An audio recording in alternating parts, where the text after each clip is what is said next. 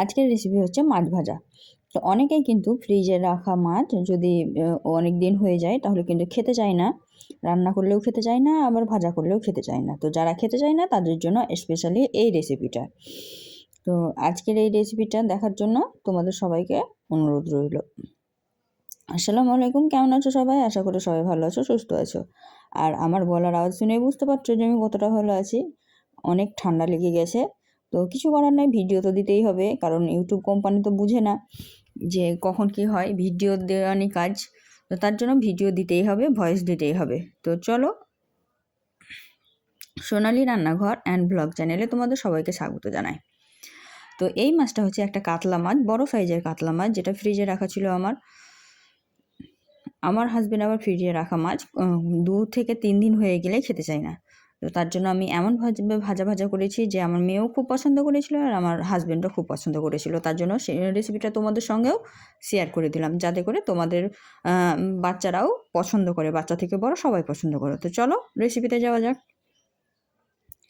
মাছের রেসিপিটা তৈরি করার জন্য প্রথমেই আমি মাছগুলোকে একদম ফুল ফুল করে কেটে নিয়েছি। দেখতেই পাচ্ছ কীভাবে কেটেছি। আর তোমরা তো সবাই জানো যে আমি একা হাত দিয়ে কাজ করি, তো এখন পর্যন্ত আমি স্ট্যান্ড কিনিনি, যেটা কিনেছিলাম সেটা ভেঙে গেছে। তো নতুন করে স্ট্যান্ড কিনিনি, ভিডিওর ভিউজ দেখেই বুঝতে পারছো যে অবস্থা কেমন।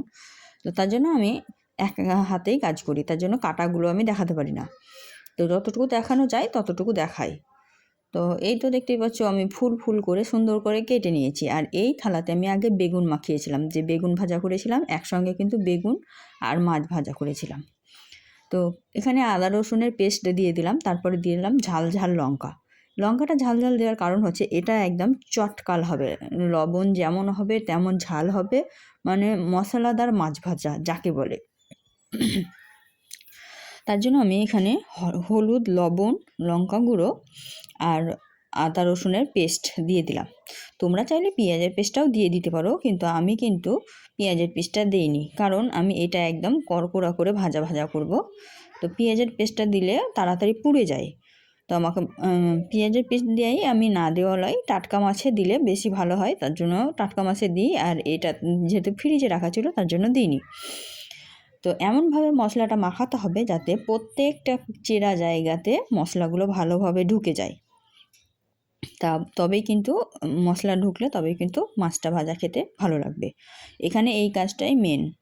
তার জন্য আমি ভালোভাবে মশলাগুলোকে হাত দিয়ে চারিপাশ থেকে নিচ্ছি আর ভালোভাবে মাখিয়ে নিচ্ছি। আর এই থালাতে কিন্তু হালকা পরিমাণে বেসন ছিল, যেটা মাছটাকে অনেকটা পরিমাণে ক্রিস্পি করবে আর স্বাদটাকে পরিবর্তন করবে।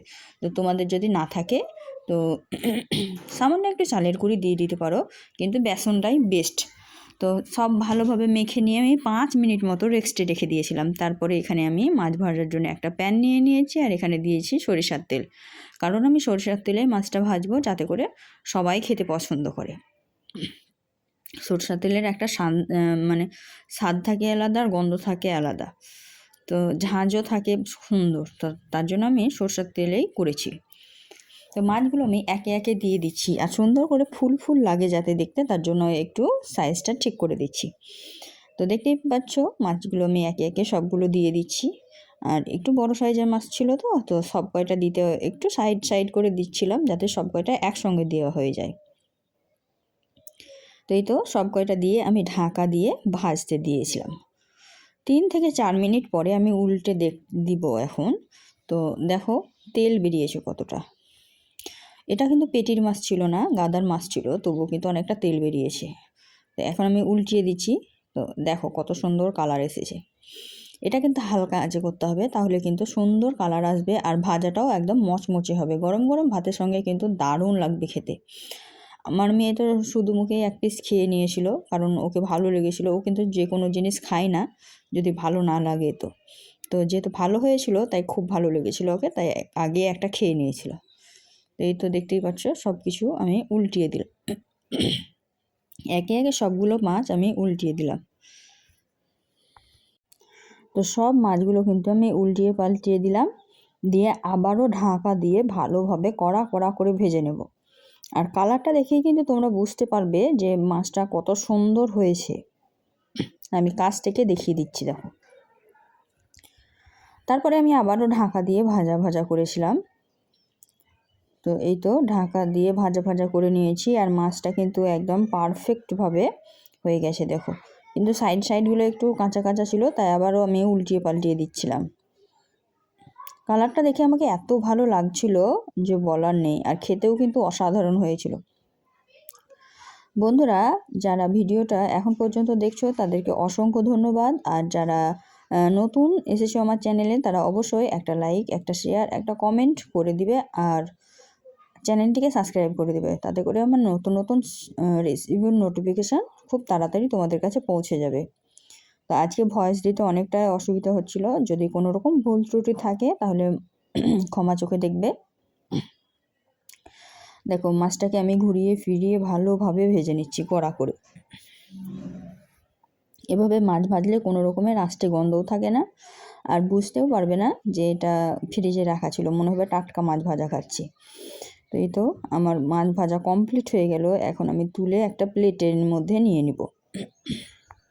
কাছ থেকে একটা মাছ আমি তুলে দেখাচ্ছি, দেখুন কত সুন্দর লাগছে। তো এখন আমি একটা প্লেট নিয়ে নিয়েছি, প্লেটের মধ্যে একে একে সব মাছগুলো রেখে দেবো। তো আজকের ভিডিওটা অনেকটাই বড় হয়ে গেছে, এর থেকে বড় করব না। তো ভিডিওটি যদি ভালো লেগে থাকে অবশ্যই একটা লাইক, শেয়ার, কমেন্ট করতে ভুলবে না। আর এই ধরনের আরও নিত্য নতুন রেসিপি দেখার জন্য আমার চ্যানেলটিকে অবশ্যই সাবস্ক্রাইব করে দিবে, পাশে থাকা বেল আইকনটিকে প্রেস করে দিবে।